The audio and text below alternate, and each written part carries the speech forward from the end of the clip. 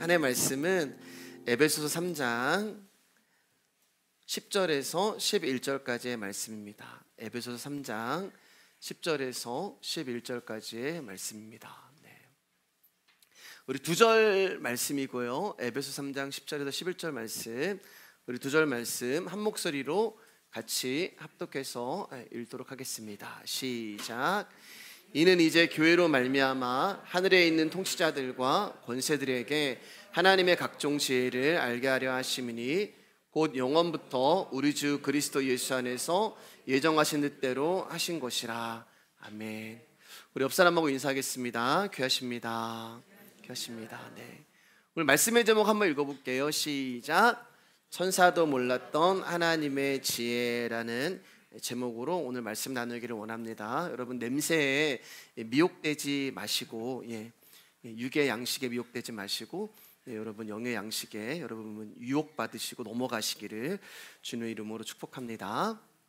우리는 지난 시간에 성경에서 말하는 일꾼이 무엇을 의미하는지에 대하여 바울의 고백을 통하여 자세하게 말씀을 나눴어요. 바울은 자신이 복음으로 말미암아 복음을 위하여 일꾼이 되었다 이렇게 고백을 합니다.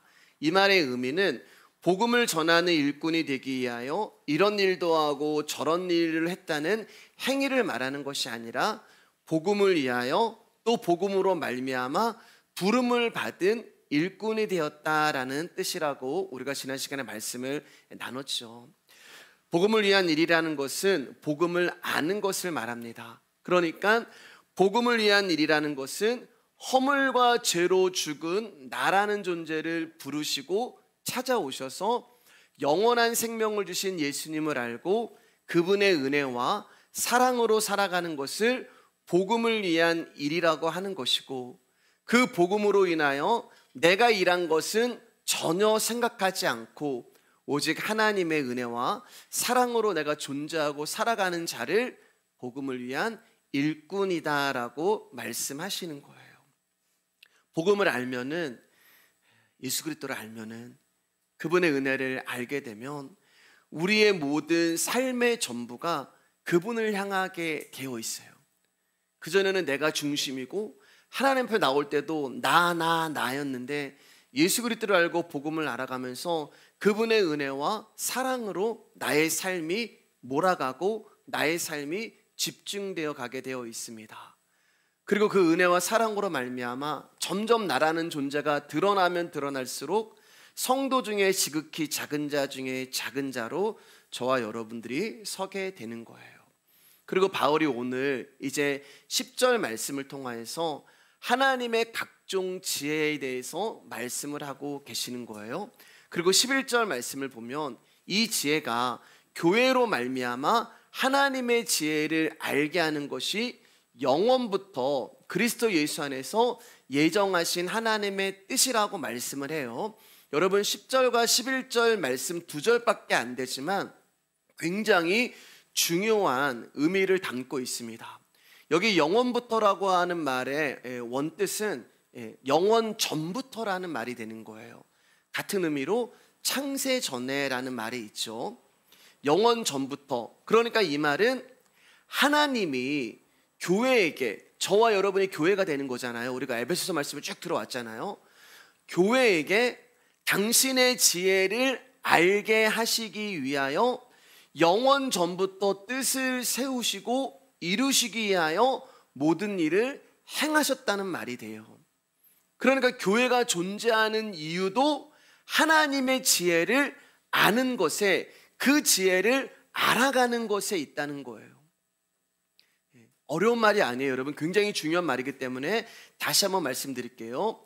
교회가 존재하는 이유는 하나님의 지혜를 드러내고 하나님의 지혜를 아는 것에 있는데, 하나님이 이 지혜를 교회에게 주시는 그 뜻과 섭리와 계획을 영원 전부터 준비하고 계셨다는 말이에요. 이해가 되시죠? 그렇기 때문에 교회가 가지고 있어야 하고 교회가 담고 있어야 되는 것은 하나님의 지혜가 되는 것입니다. 그럼 어떤 결론을 내릴 수 있냐? 하나님의 지혜가 있는 교회만 하나님이 세우신 교회가 되는 거예요. 하나님의 지혜가 없는 교회는 그저 사람들의 모임이 되는 것입니다. 그래서 오늘은 2절 말씀 중에 10절 말씀을 중심으로 하나님의 지혜가 무엇인지에 대하여 나누고 다음 시간에 11절 말씀을 나누도록 하겠습니다. 자, 고린도전서 1장 22절에서 24절 말씀입니다. 크게 시작. 유대인은 표적을 구하고 헬라인은 지혜를 찾으나 우리는 십자가에 못 박힌 그리스도를 전하니 유대인에게는 거리끼는 것이요 이방인에게는 미련한 것이로되 오직 부르심을 받은 자들에게는 유대인이나 헬라인이나 그리스도는 하나님의 능력이요 하나님의 지혜니라. 자, 하나님의 지혜를 뭐라고 말씀하세요? 그리스도 예수라고 얘기하는 거예요. 영원 전부터 하나님이 계획하시고 작정하시고 교회에게 주기로 하신 그 지혜가 무엇이냐? 예수 그리스도라는 말입니다. 이 말은 그리스도를 십자가에 못 박으신 하나님의 일이, 하나님의 사랑이, 당신의 아들을 십자가에 난도질하신 그 하나님의 뜻이 바로 지혜라는 거예요. 그런데 솔직히 여러분, 이것을 어떻게 지혜라고 할 수가 있어요? 십자가에 죽으신 예수님이 지혜다. 이건 논리상으로도 언어상으로도 말이 되지 않습니다. 왜냐하면 우리가 생각하는 지혜라는 것은 사람, 사물, 사건이나 상황을 깊게 이해하고 깨달아서 자신의 행동과 인식, 판단을 통하여 이를 해결하는 것을 지혜라고 얘기하잖아요. 저 사람은 참 지혜로워. 저 사람은 어떻게 저런 문제를 저렇게 해결해? 참 지혜로워. 이게 우리가 생각하는 지혜인데 성경이 말하는 지혜는 십자가에 죽으신 예수가 지혜다. 이렇게 말씀을 하는 거예요. 그렇기 때문에 세상은 이 예수 그리스도를 지혜로 인정할 수가 없는 것입니다. 세상은 예수 그리스도를 지혜라고 믿을 수가 없는 거예요. 그래서 여러분 24절 말씀 가운데 분명하게 뭐라고 말씀하세요? 오직 누구에게만 예수가 지혜가 되냐? 부르심을 받은 자들에게만. 이 세상이 아니라 하나님이 영원전에 선택하시고 부르심 받은 자들에게만 예수 그리스도가 지혜가 된다고 말씀하는 거예요. 이상하잖아요, 여러분. 세상은 십자가에 달려 죽으신 예수 그리스도를 그게 무슨 지혜야 이렇게 이야기하는데 저와 여러분들은 이상하게 성경에서 십자가에 달리신 예수님이 지혜야 그러면 우리는 아멘이 나오는 거예요. 논리적으로도 언어적으로도 맞지 않는 이 말에 우리는 아멘이 나오는 거예요. 그리고 믿어지는 거예요. 왜요? 우리가 바로 부르심을 받은 자들이기 때문에 그렇습니다. 그러니까 우리가 그리스도를 하나님의 지혜로 받아들이고 믿고 인정할 수 있는 근거는 우리에게 있는 게 아니에요. 여러분들이 좋은 대학을 나왔기 때문에, 여러분들이 똑똑하기 때문에 아니에요. 여러분, 이단과 사입에 가면요, 우리나라에서 내노라고 하는 박사요, 교수요, 학자들이 거기 다 모여 있어요. 그러면서도 그들은 그들의 교주가 예수라고 믿어요. 그러니까 이 지혜는 아무에게나 허락된 것이 아니라 하나님이 부르신 자들에게만 예수 그리스도를 믿게 하는 지혜를 주시는 거예요. 이처럼 우리의 생각보다 높으신 하나님의 생각과 뜻에 의한 하나님의 구원 방식이 내 안에서 믿어지고 받아들여진다는 것이 하나님이 우리 가운데 지혜를 주셨기 때문에 믿어지는 거예요. 그래서 그것을 은혜라고 이야기합니다. 자, 잠언 8장 12절 말씀 한번 크게 읽어주세요. 잠언 8장 12절 말씀 시작. 나 지혜는 명철로 주소를 삼으며 지식과 근신을 찾아 얻나니. 보세요 여러분, 지혜가 무슨 감정이나 어떤 그런 인식이 아니라 뭐예요? 존재로 지금 등장을 하잖아요. 지혜가 나 지혜는 이렇게 얘기해요. 그러니까 성경에서 말하는 지혜는 존재를 말씀하는 거예요. 이 존재가 누구라고요? 예수 그리스도를 말씀하는 것입니다. 그래서 예수님이 당신을 지혜라고 말씀하는 거예요. 그렇기 때문에 이 지혜를 받은 사람만 하나님이 영원전부터 그리스도 예수 안에서 당신의 뜻과 계획을 예정하시고 경륜하시고 섭리하시는 하나님의 모든 일이 믿어지는 거예요. 여러분, 사람의 지혜는 사람이 갖고 싶은 것을 찾아내고 발견하고 보고 싶어 합니다. 그러나 하나님의 지혜는 나에게 가장 유익한 것이 무엇이고 나에게 가장 생명적인 것이 무엇인가를 알게 해주세요. 하나님은 이 지혜가 생명수가 되어야 할 사람에게 당신의 지혜를 열어주십니다. 그러나 하나님 앞에 나올 때 여전히 나의 지혜와 나의 슬기와 나의 능력을 가지고 나오는 자들에게는 성령님이 하나님 나라의 비밀을 열어주지도 않으시고 알려주지도 않으시고 보여주지도 않으시고 깨닫게 해주지도 않으세요. 왜요, 여러분? 그 사람에게는 그 사람의 지혜가 있기 때문에 그래요. 사람들은 자기 지식과 상식을 동원해서 하나님을 이해하고 하나님의 일을 해석하려고 합니다. 그래서 아들을 보내신 하나님의 뜻에 대해서는 무관심하고 그거 다 아는 내용이야. 그거 뭐 하나님의 아들 예수의 십자가에 죽어서 우리가 구원받은 그거 다 알고 있는 내용이야. 무관심해지는 거예요. 다만 인간이 어떻게 하는 것이 하나님께 나아가고 하나님을 기쁘시게 하는가, 여기에만 몰두하는 거예요. 그러니까 진짜 하나님이 원하시는 것에 대해서는 관심이 없고, 하나님 우리가 이런 일도 하고 저런 일도 했습니다라고 나의 행위를 가지고 주님 앞에 나간단 말입니다. 즉 하나님은 당신에게 나올 수 있는 길을 딱 하나 주셨어요. 예수라는 길. 하나님은 그 길만 우리에게 주셨는데 인간은 인간의 지혜를 가지고 또 다른 길을 개척해서 하나님 앞에 나오고 있는 거예요. 이것이 자신의 지혜와 슬기로 나오는 자들입니다. 그러니까 사람의 지혜와 슬기가 바로 믿음의 방해물이 되는 거예요. 그리고 이런 사람들에게 하나님은 철저하게 당신의 지혜를 숨기시고 비밀로 가려 버리시는 거예요. 그런데 하나님이 열어주셔야 하는 사람들이 있어요. 하나님이 들리게 해줘야 하는 사람들이 있어요. 하나님이 보게 해줘야 하고 하나님이 알게 해줘야 하는 사람들이 있어요. 하나님이 살려주셔야 하는 사람들이 있단 말입니다. 즉 하나님이 긍휼히 여겨주시고 하나님이 도와주시지 않으면 아무것도 할 수 없는 자들이 있어요. 하나님이 함께 해주지 않으시면 먹지도 못하고 마시지도 못하고 걷지도 못하고 보지도 못하고 듣지도 못하는 자들이 있어요. 그 사람들이 저와 여러분이에요. 그들을 성경은 교회라고 이야기합니다. 교회는 사회적 일에 참여하여 억울한 일을 당하는 사람들을 위해 정부와 싸우고 가난한 사람들을 위해 먹을 것을 제공하고 환경운동을 하는 것이 교회가 아니에요. 제 아무리 선한 일을 하고 정의로운 일에 앞장선다고 해도 그것은 교회를 세우신 하나님의 뜻이 아닙니다. 여러분, 제가 사회적 일에 참여하지 말라는 것이 아니라 사회적 일에 참여하는 것으로 교회의 교회됨을 확증하지 마시라는 거예요.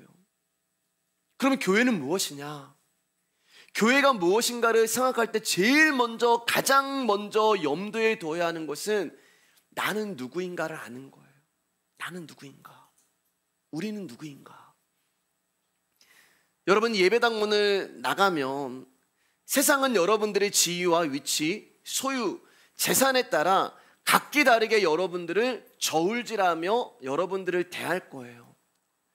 그러나 이 교회 안에는 하나님이 부르셔서 그리스도인으로 함께하고 있는 죄인들밖에 없는 거예요. 아멘.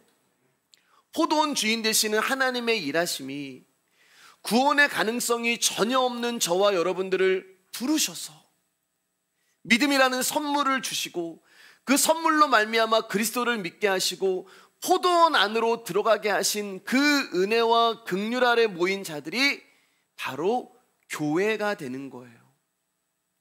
그래서 그 교회를 사무엘상에서는 이렇게 표현합니다. 사무엘상 22장 1절에서 2절입니다. 같이 크게 읽어주세요. 시작.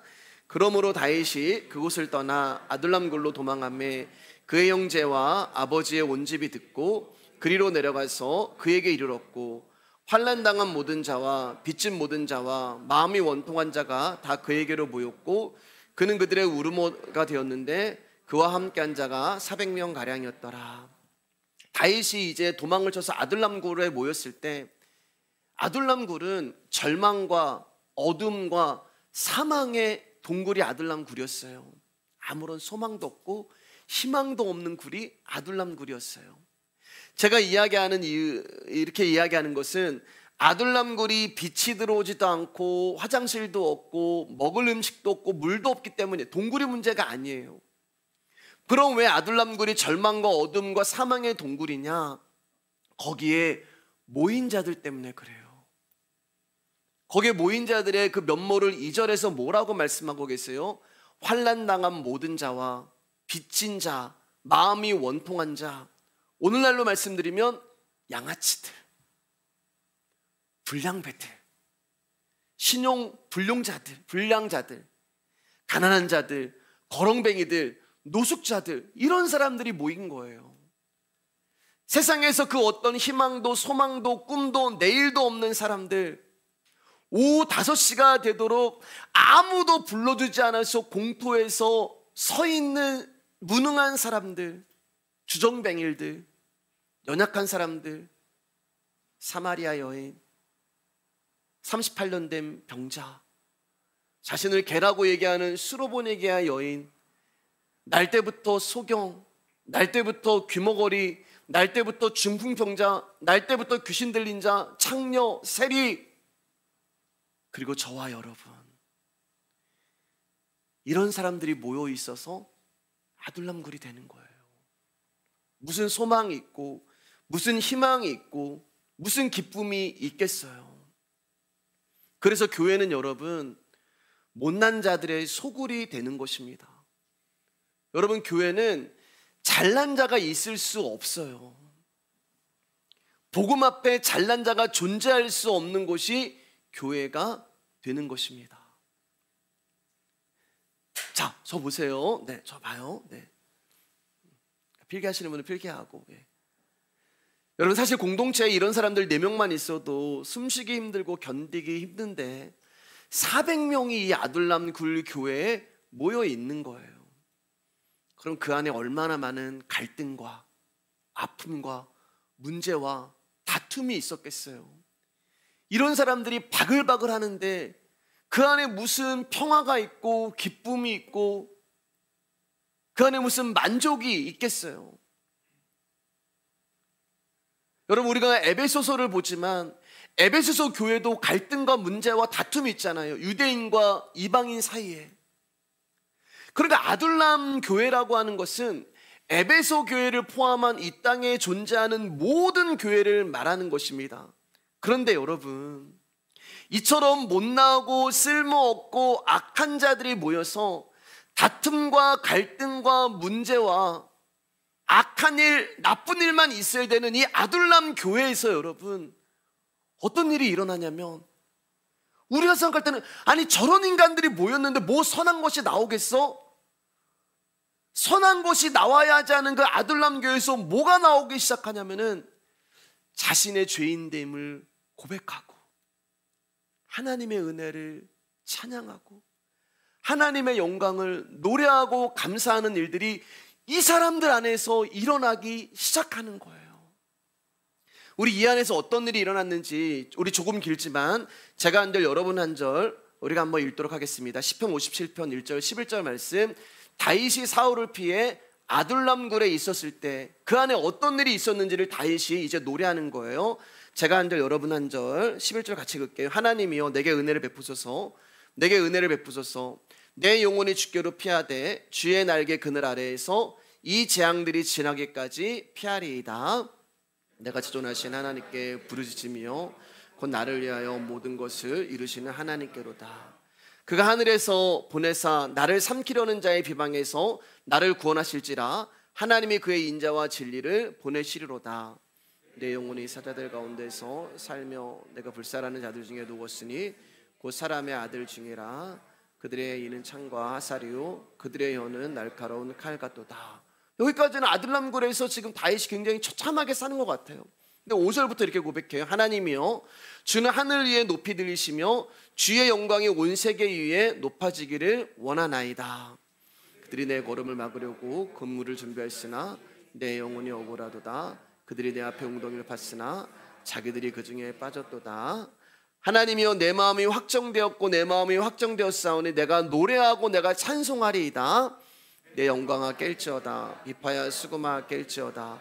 내가 새벽을 깨우리로다. 주여 내가 만민 중에서 주께 감사하오며 문 나라 중에서 주를 찬송하리이다. 무릇 주의 인자는 커서 하늘에 미치고 주의 진리는 궁창에 이르나이다. 같이 읽겠습니다. 하나님이여 주는 하늘 위에 높이 들리시며 주의 영광은 온 세계에 높아지기를 원하나이다. 동굴 안에 있는데 여러분 비참하고 처참하고 누군가 막 죽어나가야 되고 싸움과 갈등과 다툼으로 끊임이 없어야 되는 그 교회 안에서 무슨 일이 일어나는 거예요? 내 영혼아 찬양하라. 내 영혼아 일어나라. 내 영광아 깨어나라. 하늘 위에 주는, 동굴에서 무슨 하늘이 보여요. 숨어 있는데 동굴만 보이는데 이 동굴을 뚫고 하늘을 보는 거예요. 여러분 다윗이요 아둘람 교회에서 사람들에게 조직을 만들지 않았어요. 율법을 만들지도 않았고 너희들 다툼과 갈등과 문제가 있으니까 이제는 규율을 만들겠다 그렇게 만들지도 않았어요. 다윗이 한 것은 그들과 함께 찬양한 것밖에 없어요. 하나님이 어떤 분이신가를 증거한 것밖에 없어요. 근데 노래합니다. 무슨 악기가 있었겠어요? 그 동굴 안에 벽을 막 쳤을 거예요. 그리고 돌로 막 바위를 쳤을 거예요. 옆에 있는 나무를 가지고 막 벽을 막 긁었어요. 그러면서 막 찬양하는 거예요. 그 교회 안에서 내 영혼이 확정되었고 확정되었사오니 비파야 수금 들어라. 그렇게 다윗을 찬양하는 것입니다. 400명의 사람들과 같이 찬양을 하는 거예요. 그렇게 다윗과 400명의 사람들은 그 아둘람 굴에 모여서 최선을 다해서 하나님께 예배를 합니다. 이게 아둘람 교회의 모습이에요. 형식도 없고 지켜야 하는 관습도 없고 절기도 없고 특별한 날도 없고 그저 이 사람들이 일주일에 한 번 모여서 말씀 나누고 찬양하고 예배한 것이 전부예요. 그런데 여러분 이 교회에서 이 쓸모없고 악하고 못난 자들이 모인 이 교회에서 고난을 이기는 일들이, 아픔이 치유되고 어려움을 견디는 일들이 일어났다는 것입니다. 그곳에 모여있는 환난당한 자, 빚진 자, 마음이 원통한 자, 대책이 없는 자, 문제투성인 자, 버러지 같은 400명이 변화가 되더라는 거예요. 왜 여러분? 하나님의 지혜가, 영원전부터 하나님이 예배하신 그 하나님의 생명이 교회 가운데 주어지기 때문에 그 생명으로 말미암아 하나님의 백성들이 변화되기 시작했다는 것입니다. 여러분 이 모습이 바로 하나님이 영원전부터 교회에게 주시기로 예정하신 당신의 지혜가 되는 것이고 이 지혜로 말미암아 교회가 존재하는 이유가 있는 거예요. 여러분 아둘람 교회는 세상의 기준이 부서진 자들의 모임이었습니다. 그 안에서는 다윗도 400명의 사람들도 다 평등해요. 다 긍휼이 필요한 자들이에요. 다 높고 낮음이 없어요. 전부 자신의 힘으로 살 수 없는 철저히 하나님의 은혜 외에는 살아갈 수 없는 자들입니다. 여러분 잘 보세요. 지금 하나님의 긍휼이 누구에게 향하고 있는지, 하나님의 긍휼이 누구에게 지금 임하고 있는지. 놀랍게도 여러분 똑똑하고 능력 있고 가진 것 있는 자에게 하나님의 긍휼이 임하는 것이 아니라 하나님의 긍휼이 아무짝에도 쓸모없고 악하고 못난 자들에게 임하고 있는 거예요. 즉 하나님께 순종하는 사람들에게 하나님의 긍휼이 임하는 것이 아니라 순종하지 않은 사람들에게 하나님의 은혜와 긍휼이 부어지고 있는 거예요. 이 사람들이 우리란 말이에요. 여러분 하나님은 당신께 순종하는 자를 부르시지 않습니다. 이상하게 들리시나요 여러분? 하나님은 오히려 순종하지 않은 자를 찾아가세요. 하나님 떠나서 살아가고 있는 자, 하나님 없이도 살아가고 있었던 자, 왜 그런 사람들을 찾아가실까? 왜 그런 사람들을 찾아가실까요 여러분? 그런 사람들이 긍휼이 필요하기 때문에 그래요. 하나님이 당신의 긍휼을 베푸시기 위해서 순종하지 않는 자를 찾아가요. 순종하는 자는 긍휼이 필요 없습니다. 여러분 생각해 보세요. 하나님이 우리를 부르신 목적이 당신께 순종하는 사람으로 만들기 위한 것이 우리를 부르신 목적이라면 우리에게는 하나님의 긍휼이 아니라 순종이라는 명령과 행함만 있으면 돼요. 그런데 그렇게 되면 100을 완전한 순종이라고 했을 때 단 하나만 순종하지 못해도 그로 인해 저와 여러분들은 하나님의 심판을 받게 될 수밖에 없어요. 그래서 하나님은 순종하지 못하는 자를 찾아갑니다. 연약한 자를 찾아가세요. 죄 가운데 있는 자를 찾아가세요.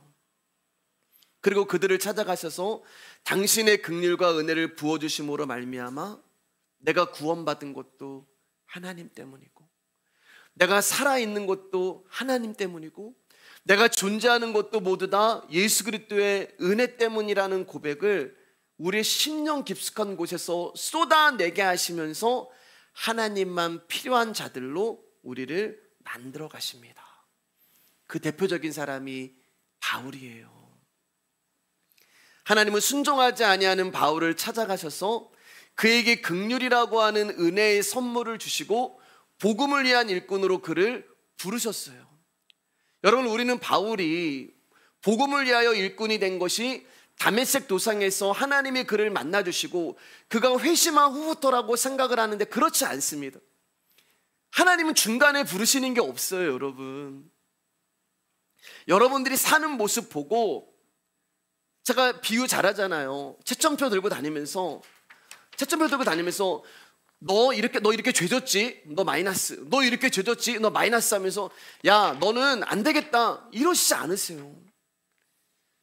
하나님은 우리를 중간에 부르시지 않으세요. 그러면 바울도 중간에 부르셨다는 말이 아니에요. 바울은 그걸 언제 불렀냐? 다메섹 사건이 일어나기 훨씬 전에 하나님은 바울을 복음을 위한 일꾼으로 부르셨단 말이에요. 그 언제 부르셨을까? 우리 오랜만에 이 말씀 크게 한번 읽어볼게요. 에베소 1장 4절 5절입니다. 굉장히 중요한 복음이에요. 시작. 곧 창세 전에 그리스도 안에서 우리를 택하사 우리로 사랑 안에서 그 앞에 거룩하고 흠이 없게 하시려고 그 기쁘신 뜻대로 우리를 예정하사 예수 그리스도로 말미암아 자기의 아들들이 되게 하셨으니. 언제 바울을 불렀어요? 창세 전에. 저와 여러분들 언제 부르셨어요? 하나님이요? 창세 전에. 그게 영원 전에라는 말이에요. 저와 여러분들이 만들어지기도 전에, 창세기가 쓰여지기도 전에, 그리고 그 창세 전이란 말은 지금이라고 말씀드렸죠. 지금 우리를 부르고 계시는 거예요. 모든 하나님의 백성이 그러하듯이 바울 역시 하나님이 창세 전에 부르시고 택정하시고 예정하신 거예요. 자, 그런데 한 가지 의문이 들어요. 그러면 하나님 창세 전에 바울을 부르셨으면, 그러면 처음부터 바울을 복음을 위한 일꾼으로 부르시고 택하신 거라면 왜 그로 하여금 예수님을 믿는 수많은 기독교인들을 핍박하는 핍박자로 활동하도록 그를 두셨냐는 거예요. 그렇잖아요, 여러분. 바울에 의하여 수많은 기독교인들이 목숨을 잃고 핍박을 받았어요. 스데반은 바울에 의해 돌에 맞아 죽었습니다. 아니, 하나님이 바울을 영원 전부터 부르신 것이 맞다면 그로 하여금 복음의 핍박자의 길로 가지 않게 하셨어야 하잖아요. 그러면 많은 그리스도인들이 핍박을 받지도 않았을 것이고 스데반도 죽지 않았을 것이고 정말 놀라운 복음의 역사가 바울을 통해서 일어났을 건데 왜 하나님은 그를 처음부터 사용하지 않으셨냐는 거예요. 여러분, 바울이 기독교인들을 핍박하는 것을 막지도 않아주셨고, 그리고 핍박했다는 과거로 인하여서 예루살렘의 사도들로부터 바울의 사도성에 의심을 받게 되고 사람들로 인하여서 바울을 볼 때마다 선입관을 갖게 되는 거예요. 저 사람 옛날에 핍박자잖아. 저 사람 옛날에 예수 그리스도를 핍박했던 자잖아. 아니, 하나님은 왜 이렇게 부적합한 사람으로 평가를 받게 하시면서 그를 복음을 위한 일꾼으로 이제 부르시냐는 거예요. 어차피 창세 전에 그를 사도로 부르실 계획이 있으셨다면 어린 시절부터 신앙인으로 자라게 하셔서 핍박자로 살게 하지 않으시고 그를 쓰시지 왜 이렇게 하셨냐는 거예요. 왜 그러셨을까? 여러분, 이것이 하나님의 지혜를 넘어설 수 없는 우리의 한계가 되는 거예요. 이런 점에서 보면 하나님의 생각과 뜻은 언제나 우리의 상식과 생각해서 이해할 수 없고 벗어나 있음을 인정할 수 없는 것입니다. 만약에 여러분, 바울이 어려서부터 예수님을 알았고 참된 신앙인으로 성장을 했다면 지금의 바울이 존재할 수 있었을까? 우리 지난 시간에 나눴지만 바울이 예수 그리스도를 만나고 그 은혜를 받으면 받을수록 자신을 평가할 때 처음에는 만삭되지 못하여 난 자라고 고백을 했고, 조금 더 예수님의 은혜를 알게 될 때 사도 중에 지극히 작은 자라고 고백을 했고, 조금 작은 자보다 더 작은 자라고 절망했고, 그리고 죽음을 앞에 두고 그가 마지막으로 자신에 대해서 고백한 것이 죄인 중에 괴수라고 고백을 했잖아요. 고린도전서 15장 9절에서 10절입니다. 여러분들이 한번 크게 읽어주세요. 시작. 나는 사도 중에 가장 작은 자라. 나는 하나님의 교회를 박해하였으므로 사도라 칭함받기를 감당하지 못할 자니라. 그러나 내가 나된 것은 하나님의 은혜로 된 것이니 내가 주신 그의 은혜가 헛되지 아니하여 내가 모든 사도보다 더 많이 수고하였으나 내가 한 것이 아니요 오직 나와 함께 하신 하나님의 은혜로라. 여러분, 바울이 이렇게 고백을 할 수 있는 게 내가 한 것이 아니요 오직 나와 함께 하신 하나님의 은혜로 내가 지금 사도로 살아가고 있다라고 하니 고백을 할 수 있는 게 무엇 때문이에요? 나는 하나님의 교회를 박해했던 자야. 이게 그의 안에 있었던 거예요. 고백하잖아요. 왜 그가 사도 중에 작은 자라고 고백할 수밖에 없어요? 내가 옛날에 하나님의 교회를 박해했던 자야. 겸손하기 때문에 이런 고백하는 거 아니에요, 여러분. 믿음이 있기 때문에 자신을 낮추는 게 아니에요. 바울은 하나님 앞에 설 때마다, 제가 아까 서두에 교회가 무엇이냐, 내가 누구인지를 아시라 그랬잖아요. 자기가 누구인지를 아는 거, 그 은혜가 받으면 받을수록, 말씀을 내가 알아가면 알수록, 정말 내가 전에는 복음을 모르고 말씀을 모를 때는 그냥 나라는 존재가 썩 괜찮은 존재라고 생각을 했단 말입니다. 은혜를 알아가면 알수록, 복음을 알아가면 알수록, 야, 내가 옛날에 그런 삶을 살았는데, 내가 옛날에 스데반을 죽이고 내가 예수 믿는 사람들을 막 앞장서서 쫓아다니고 예수 그리스도를 저주하고 예수 그리스도를 욕했는데, 이러한 나를 하나님이 사랑하시고 택하셔서 복음을 전할 수 있는 사도로 나를 부르셨단 말이야. 나는 아무것도 아니야. 나는 진짜 죄인 중에 괴수야. 그러니까 여러분, 바울이 자기 고백, 죄인 중에 괴수, 만삭되지 못하여 난 자, 사도 중에 가장 작은 자, 이거는 진짜 여러분 어떤 포장하는 게 아니라 진짜 자기의 심령 가운데서 나는 이런 자입니다 라는 고백이 나오는 거예요. 그에게 십자가의 원수였던 과거가 있었기 때문에 그가 사울에서 바울이 된 거예요. 그러니까 하나님이 바울을 복음의 핍박자로 살아가도록 그를 내버려 두셨다가 그를 다시 복음의 일꾼으로 부르신 것은 하나님의 능력과 지혜가 어떠함을 보이신 것이고, 하나님의 무한하시고 풍성하신 긍휼과 은혜로 말미암아 구원이 무엇인지를 알게 하시기 위하여서 그를 이렇게 섭리하시는 거예요. 바울만 그래요? 우리 다 마찬가지예요. 여러분, 이 가운데 하나님 내 과거를 떳떳하게 내놓을 수 있는 사람이 누가 있겠어요? 내가 옛날에 이런 사람이었는데 내가 지금은 이 자리에서 말씀을 전하는구나. 그래서 죄 있는 곳에 은혜가 크다는 말이 그 말입니다. 죄를 지으면 은혜를 준다, 그 얘기가 아니에요, 여러분. 이게 하나님의 교회에게 당신의 지혜를 알게 하시기 위하여 영원부터 뜻을 세우시고 이뤄가시는 모든 일이 되는 거예요. 자, 10절 말씀 다시 한번 읽어볼게요. 10절, 고린도서 10절, 에베소 3장 10절 제가 읽어드릴게요. 여러분, 이는 이제 교회로 말미암아 하늘에 있는 통치자들과 권세들에게 하나님의 각종 지혜를 알게 하려 하심이니, 이렇게 얘기하잖아요. 하나님이 먼저 우리 가운데 하나님의 지혜를 주셨어요. 예수 그리스도라고 하는 복음을 주셨어요. 그런데 우리에게 이 복음을 주신 이유가 뭐냐면 하늘에 있는 통치자들과 권세들에게 이 지혜가 무엇인지를 알려주라고 우리에게 복음을 준 거예요. 자, 그럼 여러분 이제 좀 길지만 잘 집중해서 들으세요. 오늘 굉장히 중요한 말이에요. 지금 하나님이 복음, 하나님의 지혜를 누구에게 주셨냐면은 우리에게 주셨어요. 교회에게 주셨어요. 그리고 하늘에 있는 통치자들과 권세들에게는 주지 않으셨다는 의미가 됩니다. 예. 왜 안 주셨냐면은 교회를 통하여서 그들에게 알려주라고. 그러면은 이 사람들이 누군지 알아야겠죠. 하늘에 있는 통치자들과 권세들은 천사를 말해요. 천사. 천사들은 하나님의 명령과 권세를 받아 세상을 통치하는 위치에 있습니다. 그래서 하늘에 있는 통치자들과 권세들은 천사를 말하는 거예요. 자, 그러면 여러분, 하나님이 당신의 지혜를 말씀 잘 듣고 있는지 안 듣고 있는지 한번 제가 질문해 볼게요. 천사들에게 주셨다는 말이에요? 안 주셨다는 말이에요? 안 주셨다는 말이에요. 감사합니다, 여러분. 예. 천사들에게는 하나님의 지혜를 숨기시고 교회에게만 주셨다는 얘기예요. 저와 여러분에게만 주셨다는 거예요. 그래서 이 지혜를 9절에서 비밀의 경륜이라고 말씀을 하고 계십니다. 비밀의 경륜. 비밀이야. 비밀은 하나님만 아시는 일이에요. 그렇기 때문에 하나님이 알려주시지 않으시면 사람은 말할 것도 없고 천사들도 하나님의 지혜를 알 수가 없어요. 비밀이기 때문에.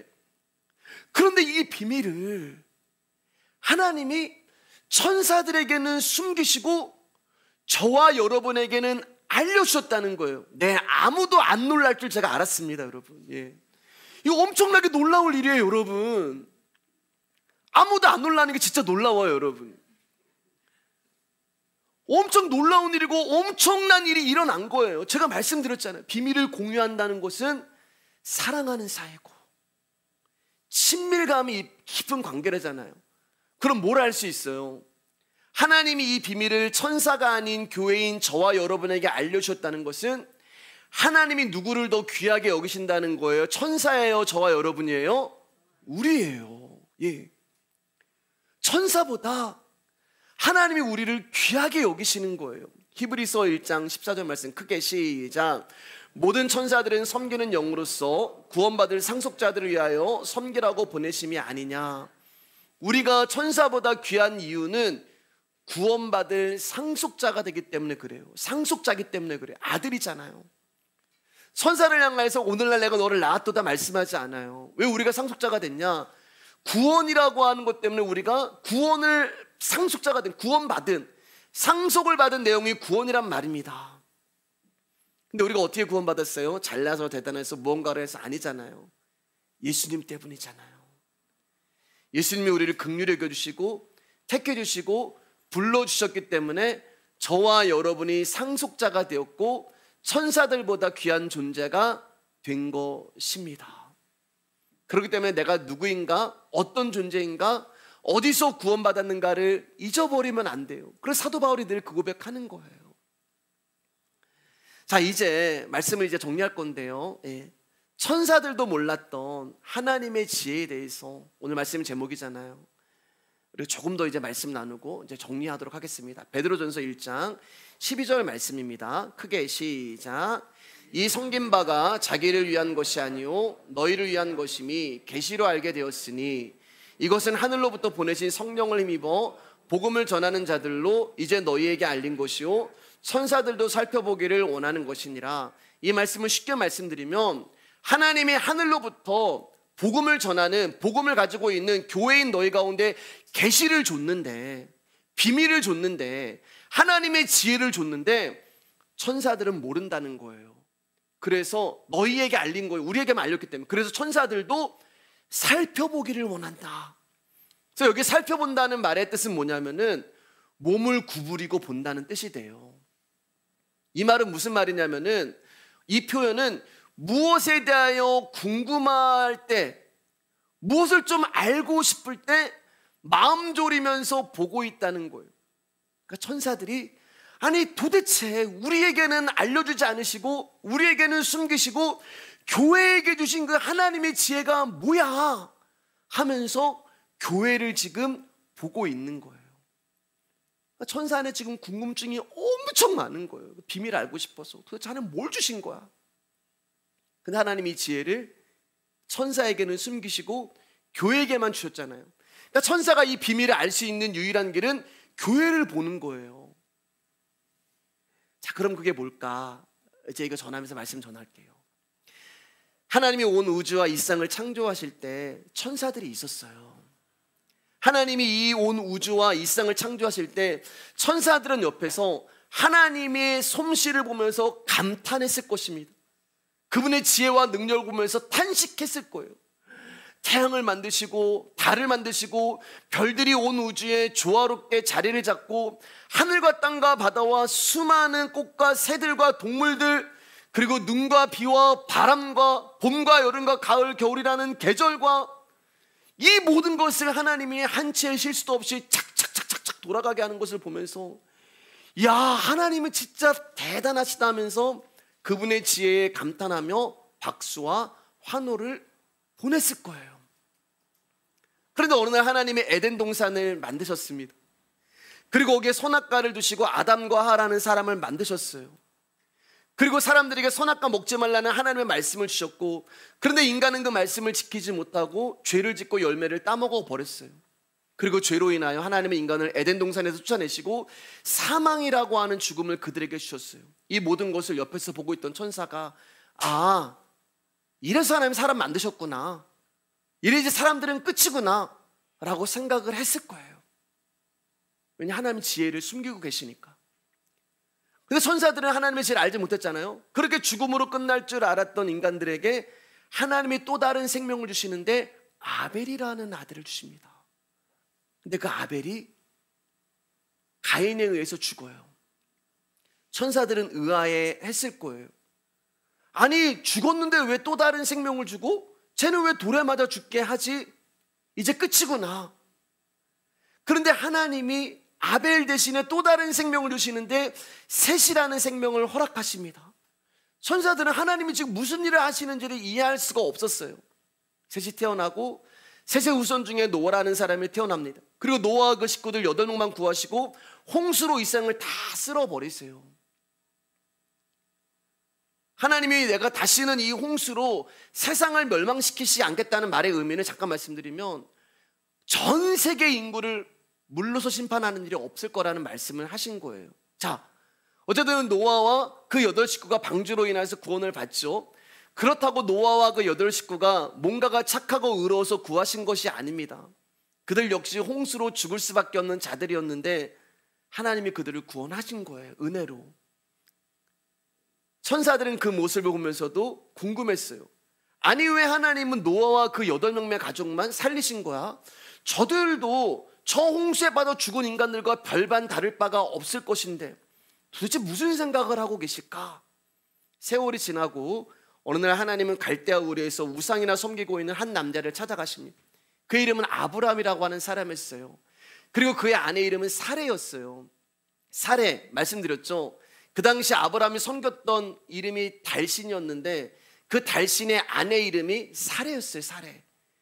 그러니까 딸이 태어났는데 귀신의 이름을 줄 만큼 그 가정은 우상으로 충만한 가정이었어요. 천사들은 이해할 수가 없었어요. 왜냐하면 옆 동네에 욥이라고 하는 사람이 살고 있었거든요. 믿음 좋은. 그런데 하나님은 욥을 부르시는 것이 아니라 우상으로 충만한 아브라함을 부르십니다. 하나님을 찾지도 않고 하나님께 관심도 없고 하나님을 부르지 않은 아브라함을 찾아가신 거예요. 하나님은 이런 아브라함을 데리고 가나안으로 끌고 가십니다. 그 길에 마누라도 2번 팔아먹고 좌충우돌하는 아브라함을 끝까지 가나안으로 끌고 가세요. 천사들은 궁금했어요. 뭐 하시는 걸까? 아니, 왜 저 인간에게 저렇게 은혜를 베푸시는 걸까? 저렇게 불순종하는데 왜 하나님은 저 인간을 포기하지 않으시는 걸까? 그가 100세가 되었을 때 이삭을 주고, 그리고 결국 100세의 아들을 주시더니 또 귀한 아들을 죽이라고 하십니다. 그리고 어린 양을 준비시켜 그를 살려내요. 천사들은 또 생각합니다. 하나님 장난하는 건가? 도대체 뭐 하는 거가 죽였다가 살렸다가 어린 양 줬다가. 왜요? 하나님이 당신의 지혜를 숨기시고 계시기 때문에 하나님이 무슨 생각으로 이런 일을 하시는지 천사들은 알 수가 없었어요. 어느 날 하나님이 사기꾼 야곱을 택하십니다. 그의 야비한 삶을 보고 그를 구원하시는 거예요. 사기꾼인 거 알면서도 부르시고, 야비한 자인 거 알면서도 부르시고, 도둑놈이라는 거 알면서도 부르시는 거예요. 천사들은 이해가 안 됐어요. 에서가 훨씬 난데, 에서가 훨씬 더 효자고 에서가 훨씬 더 멋있는데 하나님이 에서를 택하시지 왜 야곱을 부르셨을까? 어느 날은 요셉이라는 청년을 택하시고 애굽으로 보내시고 감옥에 보내서 죽도록 고생하게 하시고, 그리고 그의 형제들과 가족들을 애굽으로 모두 보내시고 거기서 400년 동안 노예로 살게 하세요. 천사들은 도대체 하나님 무슨 생각으로 이런 일을 하시는지를 전혀 감을 잡을 수가 없었습니다. 어느 날은 모세라는 사람을 택하셨어요. 그리고 아까운 청춘을 미디안 광야에서 다 버리게 합니다. 그리고 모세가 시편에서 말씀하잖아요. 사람의 연수가 70이요 강건하면 80이다. 그러니까 80이면 죽어야 된다는 거예요. 모세가 그렇게 고백을 한 거예요. 근데 모세가 고백한 대로 80살이 되었을 때 천사들이 야, 이제는 모세는 죽었구나, 하나님이 모세에게 아무것도 안 하시니까 이젠 여기서 끝인가? 라고 생각을 했는데, 죽어야 하는 모세가 80세에 죽지 않고 하나님이 그를 사용하십니다. 모세를 통하여 이스라엘을 가나안으로 끌고 가시고 그 길에 홍해를 만나게도 하시고 만나와 메추라기와 불기둥과 기름기둥과 생수를 주시고 그렇게 그를 끌고 가세요. 그런데 이건 또 뭐야? 가나안 앞에 두고 모세에게 너는 이제 여기 들어오면 안 돼, 너는 죄져서 안 돼. 천사들은 굉장히 이상했을 거예요. 여러분이 천사라면 어떻겠어요? 죽도록 고생하고 가나안 땅까지 들어가려고 말하고 가나안 땅 들어가려고 안 돼. 아니, 이런 하나님이 어디 있어? 고생 시키시고 마지막에는 못 들어가게 하시는 거야? 천사들은 이해가 안 됐어요. 여호수아를 택하십니다. 그리고 여호수아를 통해서 이스라엘 백성들이 가나안 땅에 다 들어가요. 그리고 천사들은 이거였구나, 하나님이 이제 이 가나안 땅 약속의 땅에 들어와서 이제 여기서 살라고 하나님이 아담부터 지금까지 이런 일을 하셨구나라고 어쩌면 생각을 했을 거예요. 그런데 천사들의 생각을 비웃듯이 하나님의 일은 거기서 끝이 나지 않습니다. 왜냐하면 사람들이 계속해서 죄를 져요. 그럼에도 불구하고 하나님은 수많은 선지자를 보내시고 당신의 마음을 전달하세요. 그런데도 사람들은 회개하지 않습니다. 그런데도 하나님은 인간들을 포기하지 않아요. 천사들은 이제 화가 나기 시작합니다. 도대체 하나님 왜 그러세요? 먼저보다 못한 저 인간들이 도대체 뭐가 귀하다고 하나님 저들을 포기하지 않으세요? 그냥 다 심판하세요. 다 지옥으로 보내세요. 아니, 왜 저들에게 그렇게 꼼짝 못하시고 저들을 위하시는 거예요? 천사들은 창세 전부터 지금까지 왜 하나님이 인간들에게 긍휼을 베푸시는지를 알지 못했어요. 왜요? 그들은 하나님의 지혜를 몰랐기 때문에 그래요. 그러던 어느 날 하늘나라에서 큰 소동이 일어났습니다. 왜냐하면 하나님이 인간의 몸을 입으시고 이 땅에 내려가셨기 때문에 그래요. 하늘나라에서는 엄청난 일이에요, 여러분. 이게 뭔 일이야? 왜 하나님의 사람이 되신 거야? 천사들은 시간이 갈수록 점점 하나님이 하시는 일이 이해가 안 되고 납득이 안 됐어요. 하나님의 명령에 따라 하나님이 예수님으로 태어났을 때 지극히 높은 곳에는 하나님의 영광이요 땅에서는 평화라며 인간 대신 하나님을 탄생하고 축하하며 올라왔지만 천사들은 자기가 왜 이 찬송해야 되는지도 몰랐을 거예요. 왜냐하면 천사들은 여전히 하나님의 아들의 땅으로 내려가신 그 이유를, 그 비밀을, 그 지혜를 알지 못했기 때문에 그래요. 더 이해가 안 되는 것은 하나님이 태어났는데 짐승의 밥그릇 구유에 태어나셨고 왕의 아들이 아니라 가난한 목수의 아들로 태어나셨고, 이 모습을 보고 있던 천사들이 이건 아니지, 아니 이 창조자 하나님이 어떻게 저런 모습으로 저런 대우를 받으면서 저렇게 사셔야 돼? 땅에 내려간 지 8일 만에 할례를 받고 말을 배우시고 목수 일을 하시고 글을 배우시고 배고프시고 무시당하시고 사람들에게 맞고 쫓겨다니시고, 아니 하나님 왜 저러시는 거야? 무엇 때문에 저러시는 거야? 심지어 인간들이 예수 그리스도를 십자가에 못 박아 죽일 때 천사들은 아무 말도 못했을 거예요. 어떤 말도 못했을 거예요. 어떤 생각도 못했을 거예요. 그리고 왜 이러시는지, 왜 저러시는지 도저히 천사들로서는 이해할 수가 없었기 때문에 그들이 할 수 있는 것은 그냥 이제는 보는 것밖에 없었을 거예요. 그런데 그렇게 십자가 못 박혀 죽으시고 3일 만에 살아나셨고 하늘로 올라오셨습니다. 내려가실 때랑 올라오실 때 다른 게 있어요. 그게 뭐냐면은 올라오실 때는 육신을 가지신 하나님이 되신 거예요. 그렇기 때문에 이제 하나님은 편재하실 수가 없어요. 두루 퍼지실 수 없다는 말입니다. 그 뭘 보내셨어요? 이제 하나님 뭘로 오세요? 성령님으로 오신 거예요. 그리고 성령님 되시는 그 예수 그리스도의 생명이, 성령님 안에 있는 예수님의 생명이 교회인 저와 여러분에게 찾아오심으로 교회가 탄생을 하고 살아나는 거예요. 놀라운 일이 일어나요. 그 성령의 예수의 생명이 들어간 교회가 변하기 시작한다는 거예요. 아담 때부터 지독히도 변하지 않던 그 인간들이 아둘람굴에 모여서 절대 하나님을 알 수 없을 것 같던 죄인 중에 괴수와 같은 이 타락한 아담부터 시작해서 말라기 아니면 신학까지 했던 그 인간들이, 천사들이 하나님 심판하세요, 저 인간들 그냥 다 지옥에 보내세요라고 했던 그 인간들이 그 성령 안에 있는 예수 그리스도의 생명이 안에 들어오심으로 말미암아 하나님을 예배하고 하나님을 찬양하고 하나님을 알아보고 하나님께 감사하는 일들이 일어나기 시작했다는 거. 천사들이 놀랐습니다. 왜냐하면 자기들이 얼마나 큰 죄인인지를 몰랐던 죄인들이 하나님께 돌아오는 일들이 일어나기 시작했기 때문이에요.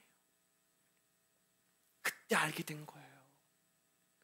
하나님의 비밀의 경륜이 무엇인지, 하나님의 지혜가 무엇인지를 교회를 통하여서 천사들이 알게 되는 거예요. 아까 봤잖아요, 여러분 10절 말씀.